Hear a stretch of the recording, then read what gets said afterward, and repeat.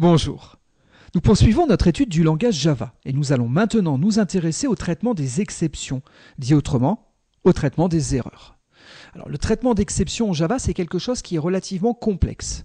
Il va donc me falloir plusieurs tutos pour vous en expliquer tous les aspects. Dans ce premier tuto, nous allons nous focaliser sur les aspects fondamentaux.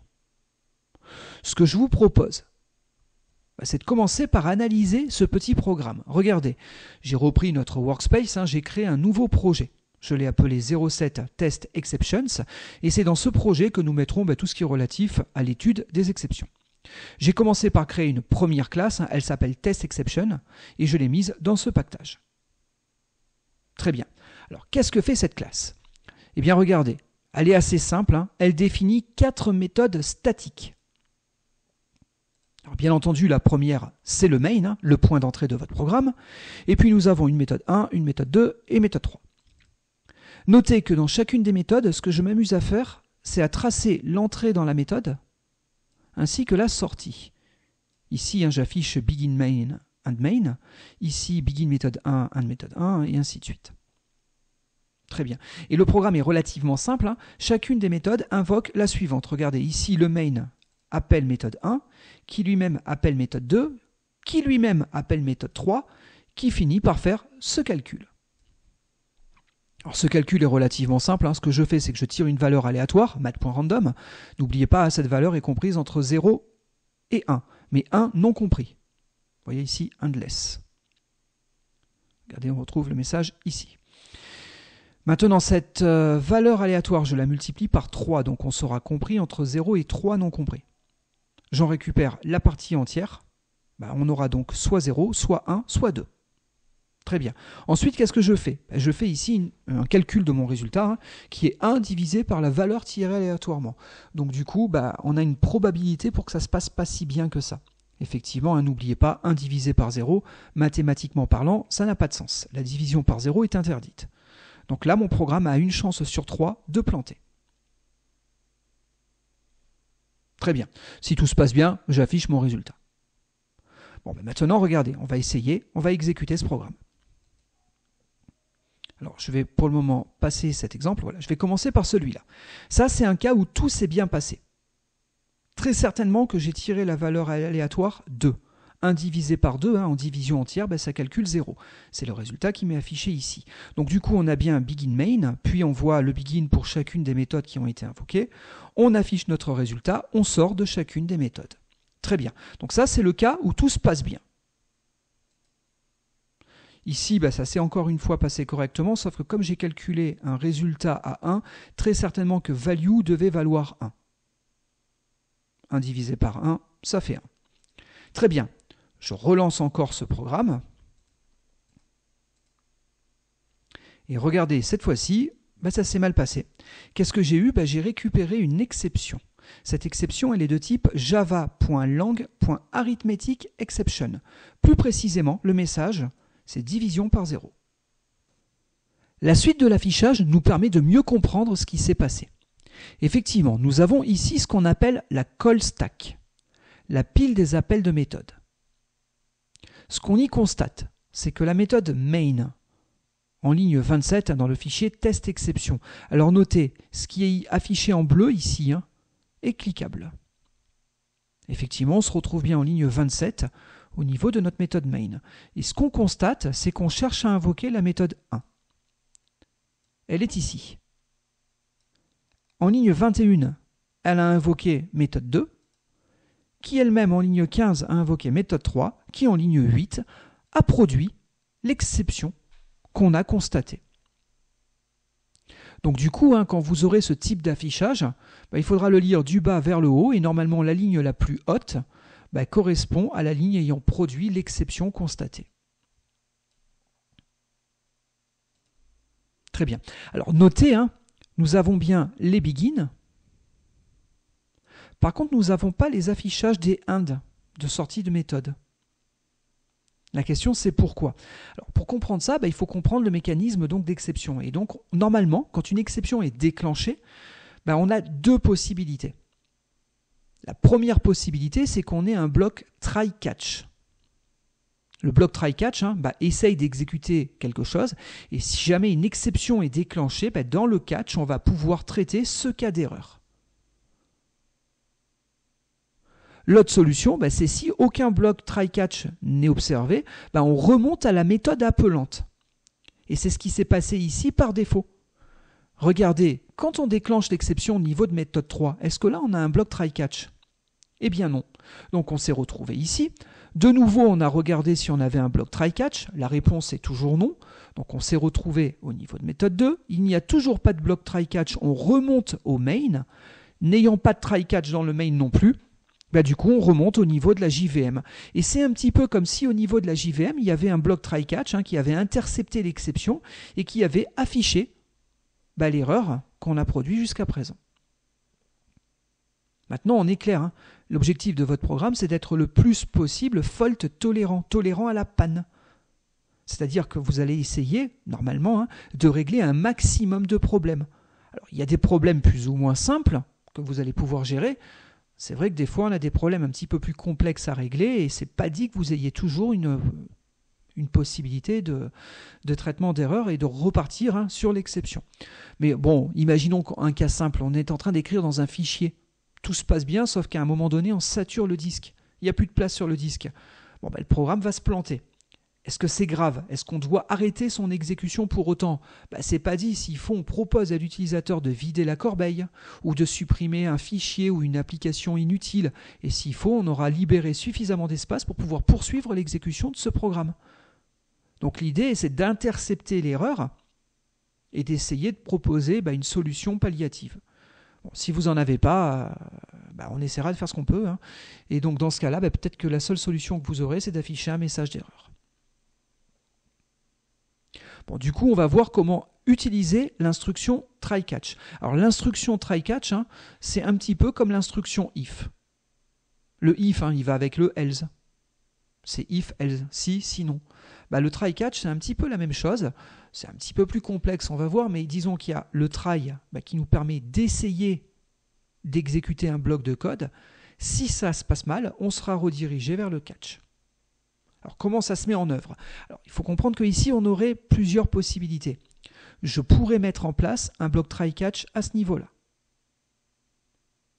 Si je ne le mets pas ici, on va remonter à la méthode appelante en cas de déclenchement d'exception, ce qui veut dire que je peux avoir un bloc try-catch à ce niveau-là. Je peux aussi l'avoir à ce niveau ou à ce niveau. Allez, pour notre premier test, je vais essayer de mettre un bloc try-catch ici. Donc, je vais mettre un bloc try. Alors, attention, je vous ai dit, c'est un petit peu comme le if, dans une certaine mesure. C'est-à-dire que le try et le catch, ils marchent ensemble. C'est vrai. Néanmoins, il y a une petite nuance qu'il faut bien avoir vue. Dans le if, je ne sais pas si vous vous souvenez de ce qu'on avait dit dans les tutos précédents, mais on avait vu que les accolades n'étaient pas forcément obligatoires. Si le if n'exécute qu'une seule et unique instruction, on peut ne pas mettre les accolades. Ici, ce n'est pas vrai. Regardez, je fais volontairement une erreur, je mets try, j'exécute donc méthode 1, je n'ai pas mis d'accolade, on voit déjà qu'il y a du rouge. Ici, je mets un catch, je récupère mon exception. Je reviens sur ce bloc-là dans quelques instants. Et au cas où il y aurait un souci, ici, je vais faire exception.printStackTrace. Très bien. Ce qu'on voit, c'est que là, ça ne compile pas. Pourquoi ça ne compile pas? Parce que les accolades dans l'instruction try-catch sont obligatoires.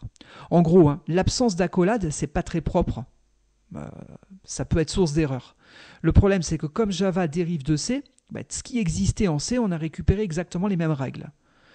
Le truc, c'est que try-catch n'existait pas en C. Donc ça a été rajouté par la suite. Pour être plus précis, ça a été rajouté en C++. Mais à ce niveau-là, on était déjà convaincu que de ne pas mettre les accolades, ce n'était pas une bonne chose. Donc ce qu'on a fait, c'est qu'on a dit sur le try-catch, elles sont obligatoires. Et donc c'est pareil en Java. Donc regardez, je corrige mon erreur. Donc le try va de là à là. Ici, j'essaye d'intercepter une exception. Si c'est le cas, voici le bloc à exécuter. Là, vous avez vu, je sauvegarde. Toutes les erreurs de compilation précédentes ont disparu. Tout semble correct au niveau de la syntaxe. Alors, comment va marcher ce bout de code-là? Donc, le try, en anglais, try, ça veut dire essaye. Je vais essayer d'exécuter ce bloc de code-là. Ou tout se passe bien et on sera ensuite redirigé sur la suite, ou bien durant l'exécution de ce bloc-là, il y a le moindre souci, et si j'ai le catch qui va bien, celui-ci sera exécuté. Alors je dis le catch qui va bien parce qu'en vérité, vous pouvez avoir autant de catch que vous le souhaitez. Je peux avoir 1, 2, 3, 10 catch. Chaque catch va chercher à intercepter un type de problème. Quand je dis type de problème, je parle en termes de classe et d'héritage, en termes de polymorphisme. Effectivement, tout à l'heure, on a vu que notre programme allait déclencher une arithmetic exception.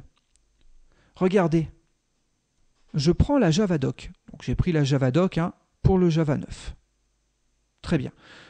Je vais me mettre en vision pactage et je vais dans java.lang. Donc ici, on avait des interfaces. Ensuite, on avait des classes, des types énumérés. Et puis regardez, ici, on a des exceptions. Je cherche un peu. Normalement, vous devriez rapidement trouver Arithmetic Exception. Mais regardez ici, j'ai les liens d'héritage. Et donc, une Arithmetic Exception, ça dérive de Exception. Donc, par polymorphisme, si je fais un catch sur Exception, je vais intercepter tout ce qui est au moins compatible avec ce type. Donc, des exceptions, bien entendu, mais aussi toutes les classes qui en dérivent. Et donc, notamment, Arithmetic Exception. Alors là, je pourrais travailler différemment. Je pourrais être extrêmement précis et dire non, je ne traite pas tout type d'erreur. Je ne traite que des erreurs de type Arithmetic Exception. Ça, c'est à vous de voir. Vous pouvez travailler de différentes manières. D'accord ? Ici, vous typez par rapport à ce que vous voulez intercepter. Soit vous interceptez un ensemble de problèmes, soit vous interceptez un problème bien spécifique. Notez, les deux cas marchent très bien. Bon, ce programme, de toute façon, ne peut déclencher que et uniquement que des arithmetic exceptions. Donc, je n'ai pas trop le choix sur les problèmes que je vais pouvoir traiter. Bon, allez, je vais garder cette syntaxe-là. Donc, ici, j'ai bien un arithmetic exception. Notez, cette classe-là, on vient de le voir il y a quelques instants, est localisée dans le pactage java.lang. Il n'y a donc pas de nécessité d'import à ce niveau-là. Donc, tout marche très bien. Parfait. Maintenant, comment ça va s'exécuter ? Regardez, je sauvegarde et je fais un premier test. Dans ce premier test, tout s'est bien passé. Donc, on a réussi à calculer un résultat et on est sorti des différentes méthodes. Ce qui veut dire qu'il a exécuté méthode 1 en succès, aucune exception n'ayant été déclenchée, on a été redirigé sur cet affichage. Très bien. Je relance. Et parfait, maintenant, nous avons déclenché une exception. Ici, donc, on a bien les différents appels. On est arrivé jusqu'à l'exécution de méthode 3. Méthode 3 a produit une division par 0. Du coup, est-ce que là, il y avait un bloc try-catch ? Non. Donc, on a arrêté l'exécution ici. On a été redirigé à ce niveau-là. C'est pareil, on n'a pas de try, donc on est remonté ici. On n'a toujours pas de try-catch. On est remonté à ce niveau-là. Cette fois-ci, il y en a un. Donc, le catch match avec le type d'erreur qu'on vient de constater. Donc, du coup, on est redirigé ici. Ce qu'on voit, c'est que cet appel à la méthode print stack trace, en vérité, c'est exactement ce qui a été fait depuis le début de l'exécution de votre programme, depuis qu'on avait des erreurs. C'est-à-dire, c'est l'affichage de l'erreur. Ça print la stack trace, la trace de la pile des appels de méthode. Par contre, par rapport à tout à l'heure, notez une petite nuance. Maintenant, on a au moins ce handmain. Parce qu'effectivement, une fois qu'on est rentré ici, là, le système part du principe que vous avez corrigé l'erreur. Alors, ce n'est pas franchement le cas. Ici, on a juste fait un affichage. Mais pour autant, l'erreur est considérée comme ayant été traitée. Donc, du coup, le programme se remet dans un mode d'exécution normal et donc va chercher à exécuter la prochaine instruction. La prochaine instruction, c'est l'affichage de handmain. Donc, le handmain s'affiche correctement.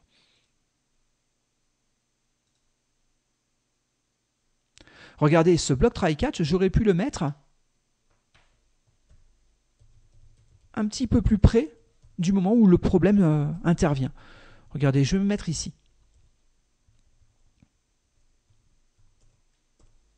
Donc là, je suis dans méthode 2. On imagine, ça c'est une méthode qui nous est fournie par une librairie. D'accord? Imaginons, on n'a pas codé cette librairie-là. Nous, on va simplement nous retourner une exception si jamais ce qu'on demande ne peut pas être produit. Bon, du coup, dans votre code à vous, vous n'aurez plus qu'à intercepter des éventuels problèmes et proposer un correctif. Du coup, comme on est très proche du moment où l'exception est déclenchée, une fois qu'on aura corrigé le problème, normalement, on repart et on continue l'exécution du programme. Ce qui veut dire que là, on devrait avoir quand même un grand nombre de sorties de méthodes en termes d'affichage. Il nous manquera bien entendu celle-ci, on ne l'aura pas produite, mais par contre, cette ligne-là et cette ligne-là devraient parfaitement s'exécuter. Je teste. Bon, là, tout s'est bien passé. Voilà, bon, tout se passe bien sur un certain nombre de coups. Et donc, cette fois-ci, regardez, on a bien généré une erreur. Donc, on a toujours notre division par 0. Du coup, comme on a un try-catch, on a été redirigé ici. Donc, on a affiché la stack trace. Très bien. Mais du coup, une fois qu'on a exécuté ce bloc-là, l'erreur étant considérée comme étant réglée, on finit par afficher un de méthode 2. Du coup, on sort proprement de méthode 2. On affiche un de méthode 1 et un de main.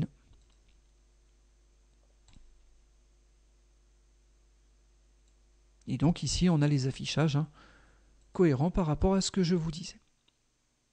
Alors, notez une chose, quand le problème est considéré comme étant corrigé, pour autant, on ne va pas rejouer méthode 3. Si vous souhaitez relancer un appel de méthode, on imagine que là, on faisait une sauvegarde dans un fichier de données. On n'arrive pas à sauvegarder. Bon, on nous propose, pourquoi pas, de vider la corbeille parce que le disque serait plein. Du coup, peut-être que maintenant, on va pouvoir enregistrer le fichier. Donc, il faut retenter l'écriture. Le fait de retenter le bloc échoué reste de votre responsabilité. Vous pouvez le faire, mais dans ce cas-là, c'est à vous de relancer le bloc. Regardez, je vous propose un petit bout de code de ce type-là. On va faire un while true. Donc, on va exécuter ce bloc un grand nombre de fois. Bon, si ça plante, ça affichera exception.priseTrackTrace. Bon, dans tous les cas, ça va redémarrer. Ce que je vais faire ici, par contre, c'est si tout se passe bien, je break. Je sors de la boucle qui est là. Alors attention, malgré tout, méfiez-vous de ce bout de code-là, parce que si vous cherchez à corriger le problème de manière automatique et que vous n'arrivez jamais à corriger le problème, là, vous aurez produit une belle boucle infinie. Donc ce genre de code, il faut quand même s'en méfier. Vous me faites ça si vous êtes sûr de pouvoir éventuellement corriger le problème. Bon, regardez. Je vais faire quelques essais, on va constater ce qui s'y passe. Bon, pour le moment, tout se passe bien. Ça se passe relativement bien. C'est assez surprenant, mais on devrait finir quand même par produire des exceptions, malgré tout. Voilà. Et donc là, c'est très bien. Là, c'est parfait. Regardez, on est rentré dans méthode 3, ça a produit un problème. Très bien. On est censé l'avoir corrigé quand on a fait le print stack trace. Donc du coup, on a réinvoqué méthode 3. Donc le while a refait un tour. Bon, sauf que il a replanté une deuxième fois. Il a replanté une troisième fois. Par contre, la quatrième fois, ça s'est passé correctement. Donc du coup, on a réussi à produire un résultat. On sort de méthode 3, on sort de méthode 2, on sort de méthode 1, puis de main. Très bien. Donc ici, on a eu 3 échecs. Et la quatrième tentative a été la bonne. On peut imaginer, là le gars, d'abord, il a essayé de supprimer, pourquoi pas, les fichiers dans la corbeille. Ça n'a pas suffi, il a supprimé des fichiers qu'il avait sur son bureau, je ne sais pas, un film qu'il aurait eu téléchargé qui prenait beaucoup de place. Ça ne suffisait pas, il a désinstallé une application, là cette fois-ci il y a suffisamment de place pour pouvoir faire le traitement, et donc la sauvegarde du fichier s'est correctement faite.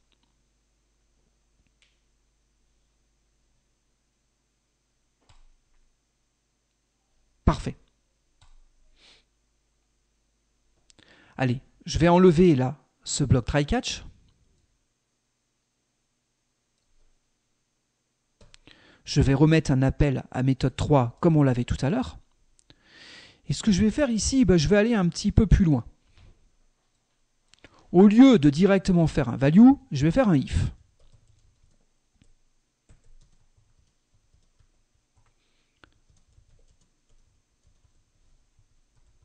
Très bien, vous voyez, je ne ferai l'affichage de res que si je suis en mesure de pouvoir le calculer. Donc ici, j'ai fait un traitement. J'aurais pu néanmoins, à ce niveau-là, déclencher une exception. Si on imagine que c'est une librairie et que je veux informer l'appelant qu'il y a un souci, je peux moi-même déclencher une exception. Le mot-clé throw permet de déclencher une exception. Je peux déclencher une exception de quel type ? De type de ce que je veux. Pourquoi pas ? Je vais utiliser une runtime exception.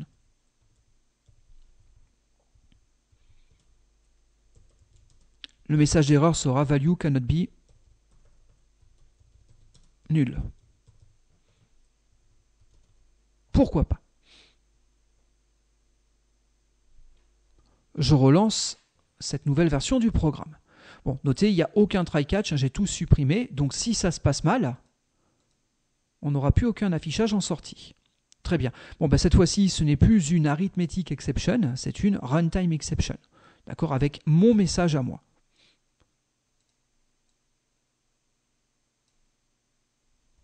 Notez, runtime exception, en vérité, c'est la classe de base dont dérive arithmetic exception. Et je voulais me focaliser sur cette classe-là pendant quelques instants. Pourquoi ? Pour le comprendre, regardez, je vais remonter d'abord encore d'un cran. Je vais aller voir exception. Ici, j'aurais pu faire un throw, un nouvel objet d'exception, mais de type précisément exception. Et là, mince, j'ai une erreur de compilation. Et il me dit des choses un peu bizarres. Il me dit que ici, c'est une exception qui n'est pas traitée. Et donc, soit je dois faire un try-catch, c'est la deuxième proposition qui est faite ici, soit je dois rajouter une déclaration de throws pour dire que je relaye une exception. Alors, ça vient d'où cette histoire-là ? Normalement, Java est assez strict sur le traitement des erreurs. On part du principe que vous n'étiez pas forcément conscient que les lignes de code que vous avez tapées pouvaient éventuellement déclencher des soucis. Donc on a introduit une règle assez dure, assez lourde au niveau du compilateur. Si quelque chose est susceptible de déclencher une exception, ça produira une exception si elle n'est pas traitée. Une erreur de compilation, excusez-moi, si elle n'est pas traitée. C'est-à-dire soit vous mettez un try-catch, soit vous dites explicitement que vous la relayez à la méthode appelante. Ici, là, je pourrais dire throws exception.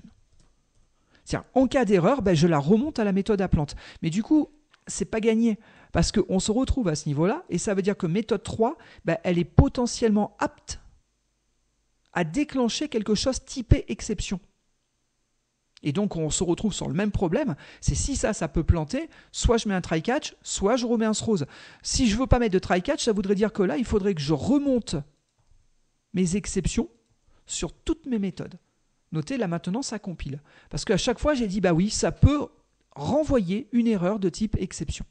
D'accord ? Donc, de base, normalement, toute exception potentiellement déclenchable, soit vous dites comment vous la réglez, try-catch, soit que vous la relayez à la méthode appelante et que ce n'est pas vous qui allez gérer le problème. Ça, c'est l'utilisation du mot-clé throws avec un S. Notez bien, ici, c'est throws avec un S, là, c'est throw sans S.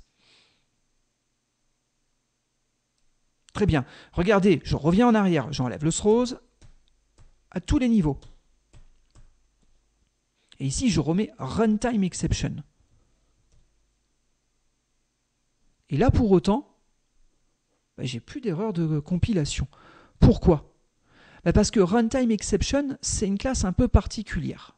C'est ce qu'on appelle une unchecked exception.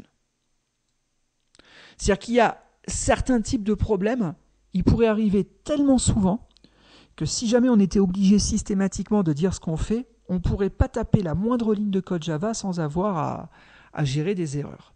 Par exemple, de runtime exception, par exemple, dérive la classe null pointer exception. Celle-là, vous la connaissez, on l'a certainement déjà eu depuis pas mal de manip.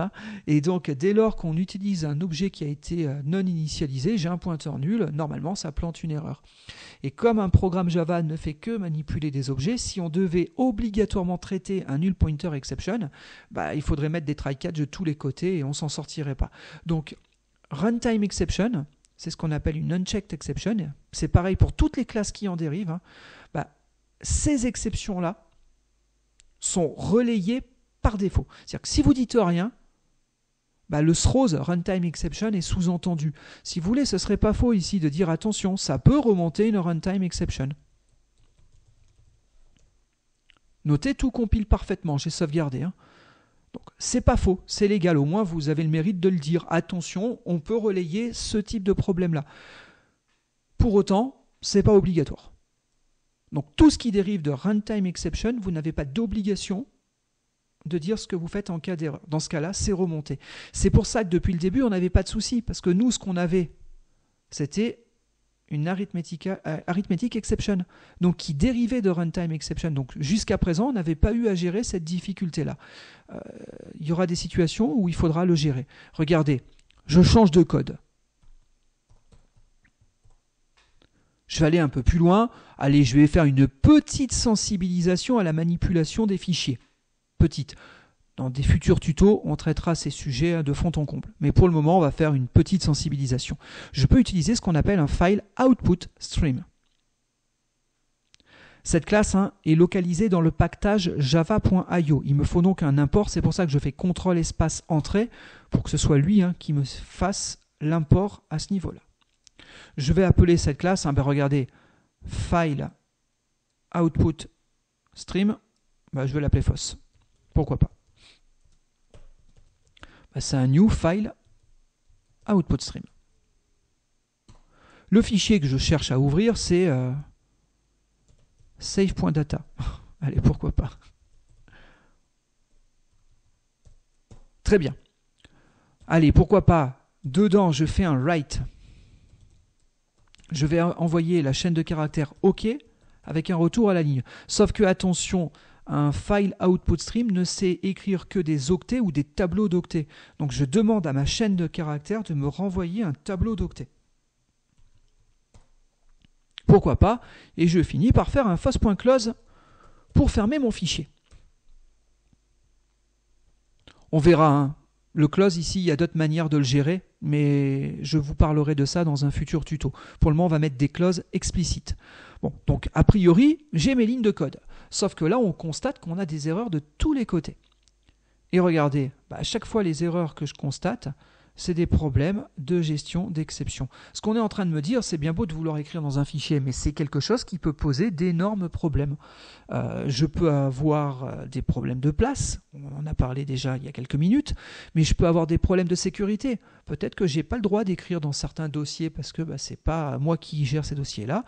Et donc, une tentative d'écriture sur le compte root, pourquoi pas de mon système Linux, pourrait mal se passer. Donc du coup, il faut que je dise explicitement ce que je fais en cas d'erreur. D'accord ? Pourquoi ? Parce que toutes ces méthodes déclenchent des exceptions, mais les exceptions déclenchées ne dérivent pas de runtime exception. Elles dérivent d'autres classes. Ici, vous voyez, c'est un find not found exception. Alors regardez, je reprends la Javadoc. Je vais dans IO, dans java.io. J'ai ici les types proposés par cette librairie et on a ici un certain nombre de classes spécifiques à la gestion des IO. Classes d'exception, bien entendu. Tiens, je peux avoir des file not found exception. Ce qu'on constate, c'est qu'un file not found exception, ça dérive de IO exception, qui elle-même dérive de exception. Donc, nous ne sommes pas des runtime exception. Donc, il faudra bien dire ce qu'on fait en cas d'erreur.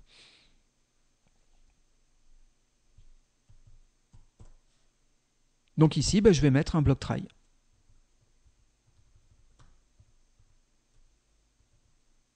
Suivi d'un catch. Et donc, on va récupérer quoi? Allez, tiens, je vais mettre un file not found exception. C'est ce que j'ai constaté tout à l'heure sur la ligne qui permet de créer le fichier. On avait dit, ça déclenche un file not found exception, potentiellement. Du coup, j'ai plus d'erreur sur cette ligne-là, mais j'en ai encore d'autres ici.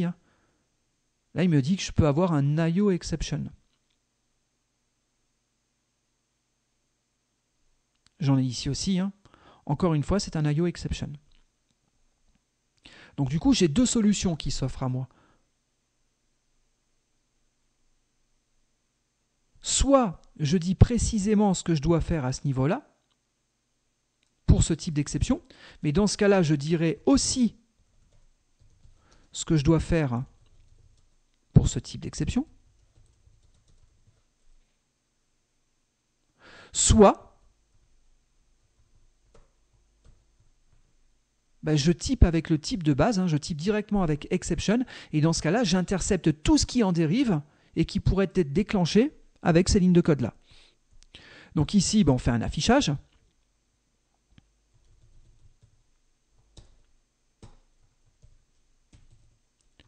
Bon, je vais ici être relativement générique. Problème d'écriture. Voulez-vous retenter ?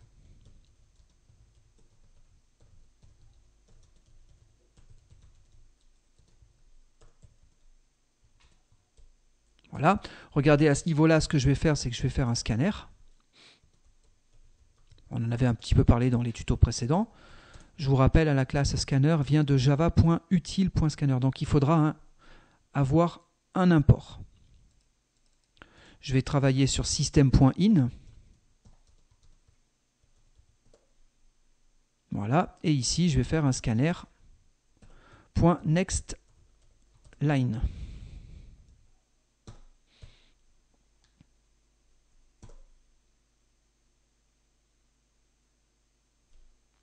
À partir de là, si je permets de recommencer, ça veut dire que je vais tenter plusieurs fois ce bloc-là. Donc je refais comme tout à l'heure, je remets un bloc while. Si tout se passe bien, bien entendu, on arrête le while, c'est pas la peine d'aller plus loin.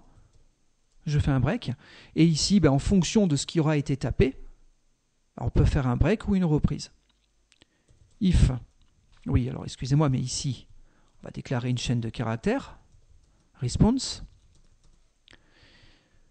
Ce que je vais faire tant qu'on y est, c'est qu'on va faire un trim pour éviter d'avoir des séparateurs, des blancs, des tabs ou autres. Voilà, on garde que la chaîne de caractères utile. Et donc, si la réponse, elle est equal senior case, pourquoi pas oui. Ou allez, si c'est non, dans ce cas-là, tant pis, on n'a pas réussi à écrire le fichier. Et dans ce cas-là, qu'est-ce qu'on fait ? Eh bien, on sort. Toute autre valeur, on va considérer que c'est oui. Dans ce cas-là, on reste dans le while, on retente une nouvelle écriture. Bon, vous avez vu, ces éléments-là déclenchaient des exceptions qui ne dérivaient pas de runtime. Donc, j'ai été obligé de dire à un moment donné qu'est-ce que je faisais au niveau de mon programme. Ici, j'ai choisi d'utiliser une construction try-catch. J'aurais pu mettre des throws pour dire je m'en cogne et je remonte l'exception au niveau de la méthode appelante. Dans ce cas-là, ça voulait dire que le try était certainement au-dessus. Pourquoi pas ? Allez, pour finir, regardez, je vais reprendre la librairie. Alors, on peut bien entendu exécuter ce code-là. Normalement, ça devrait correctement se passer. Regardez, j'enlève les imports inutiles. J'ai fait CTRL-SHIFT-O. CTRL-SHIFT-O, ça enlève les imports inutiles. Bon, là, on a lancé le programme. A priori, tout s'est bien passé. Alors, si vous me dites oui, mais je ne vois pas le fichier, c'est rien. Il faut faire F5. Vous sélectionnez le dossier sur lequel on a travaillé. Vous faites F5. Et comme ça a été fait en dehors de Eclipse, il n'a pas forcément mis à jour son affichage. Le fait de faire F5, vous devriez voir apparaître votre fichier save.data. Bon, là, nous, on n'a pas de problème de place disque, j'ai pas de problème de droit, donc tout se passe bien. Si vous voulez tester un problème de droit, vous changez un petit peu la localisation. Pourquoi pas, ici, je fais root.save.data. Et là, j'ai un problème d'écriture. Est-ce que je veux recommencer, oui ou non ? Non, je ne veux pas recommencer. Donc, on sort. Dans ce cas-là, permettez éventuellement de ressaisir le nom du fichier. Pourquoi pas ? Comme ça, vous essayez d'abord d'envoyer à un endroit où vous n'avez pas le droit d'écrire, et puis après, vous changez le nom du fichier, vous le placez dans un endroit où vous auriez le droit. Et donc, notre programme, vous voyez, est plus stable. Tant que les données fournies ne sont pas cohérentes, le programme tente malgré tout de retomber sur ses pattes et de réexécuter le bloc jusqu'à l'écriture en succès de notre fichier. Très bien. Et donc, comme je vous disais tout à l'heure, regardez, ce que je vous propose, c'est de reprendre quelques instants la Javadoc. Je vais dans java.io et on localise File Input Stream. Donc, la classe est ici. Regardez bien si vous reprenez les différents éléments qui sont proposés ici, donc notamment le constructeur. Vous voyez, vous avez ici éventuellement la spécification des exceptions qui peuvent être remontées. Alors là, c'est particulier parce que regardez, File Output Stream, il est dit qu'elle peut déclencher un File Not Found Exception. Pour autant, dans la doc détaillée, il nous parle de 2 types d'exceptions. Pourquoi, en ayant 2 types d'exceptions ici, pourquoi je n'ai qu'un seul throws à ce niveau-là? Il y a 2 alternatives. C'est soit cette classe-là dériverait de elle, et dans ce cas-là, on peut typer par le type de base, mais ce n'est pas le cas ici, ce n'est pas ce qui nous arrive là. L'autre solution, c'est que cette classe, donc ici une security exception, n'est pas d'obligation à être renseignée à ce niveau-là. Ça voudrait donc dire que security exception dériverait de runtime exception. C'est une unchecked exception. Elle n'a pas d'obligation à être vérifiée. Très bien, donc ça c'était au niveau de notre constructeur. On avait utilisé des méthodes, notamment le write à partir d'un tableau. Eh bien regardez, il est bien dit ici que le write peut déclencher une IO exception. C'est pareil, on a décidé d'utiliser le close pour fermer le flux. Ça peut poser un problème, ça peut déclencher une IO exception. Bon voilà pourquoi le compilateur avait détecté que ce programme-là pouvait ne pas se passer en succès. Pourquoi? Parce que sur chacune des signatures des méthodes, on avait bien une déclaration de throws qui permettait de lister les exceptions potentiellement déclenchables. Parfait. Bon là j'ai une petite erreur, ça c'est rien, c'est simplement parce que mon scanner n'est pas libéré. Voilà. Bon, c'est pareil, tout comme pour le fichier, le close à ce niveau-là, j'aurai une autre manière pour le faire, mais on verra ça un petit peu plus tard dans un futur tuto sur l'utilisation de ce qu'on appelle le try with resources, mais j'en reparlerai un petit peu plus tard. Bon, voilà qui clôt ce tuto d'introduction au mécanisme de gestion des exceptions. Sur le prochain tuto, on va se focaliser sur l'écriture de nos propres classes exceptions. Vous avez la possibilité de créer vos propres classes exceptions. Bien entendu, elles devront dériver d'exception, à minima. Et donc, nous verrons comment les coder et comment les utiliser. Et puis, on poursuivra sur les tutos suivants sur quelques aspects un petit peu évolués de cette gestion d'exception. Du coup, moi, je vous remercie de votre attention. J'espère que ce tuto vous a aidé. Pour rappel, n'oubliez pas que vous pouvez récupérer les exemples de code que je vous propose au niveau de notre site web. Vous allez sur cours.fr, vous allez dans la section Java, puis dans la sous-section Java SE. Vous avez ici les tutos, soit avec le tuto texte, soit que les vidéos. Et si vous allez ici, à ce niveau, vous pouvez télécharger le workspace et donc les exemples que je suis en train de vous proposer. Voilà, donc encore une fois, je vous remercie de votre attention et puis je vous dis à très vite pour le prochain tuto. À bientôt.